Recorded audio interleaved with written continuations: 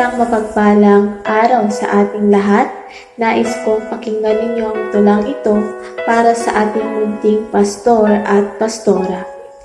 Sa mundong ito na punong-puno ng pait, may mga taong nagpagamit upang maraming maisalga sa lugar na walang katapusang init.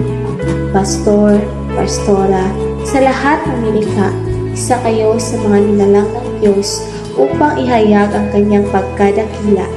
Kaya naman ang pagkakataon ito ay nais kong gamitin upang sabihin na sa tungkulin kayo'y itinakda ay tunay kayong nakakamangha.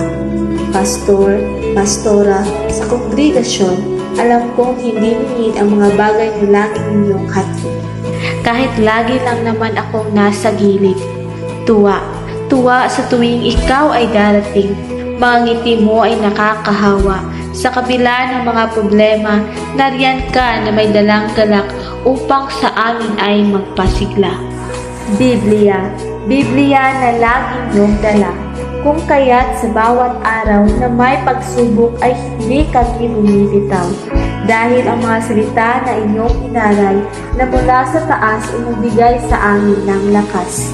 Liwanag.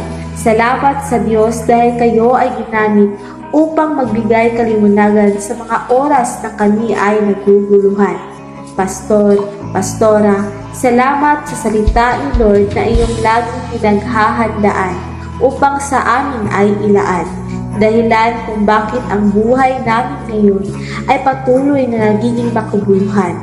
Panalangin, salamat sa walang sawang panalangin para sa amin. Nakasama ang pagtulo ng luha upang hindi kami mawala. Pastor at pastora, patuloy po kayong pagpalain ng ating Diyos na dakila. Patuloy po namin pasasalamatan ang Diyos sa inyong buhay na sa amin ay nagbibigay ng gabay. Ang buhay rin po namin ay ialay sa Kanya. Sa inyong tulong, kami ay patuloy na susulong.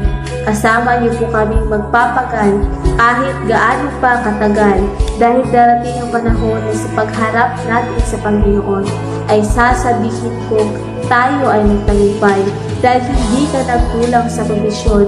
Salamat sa Panginoon dahil mayroon siyang lingkod na tapat kung kaya't sa langit kami aakyat. Salamat po at God bless.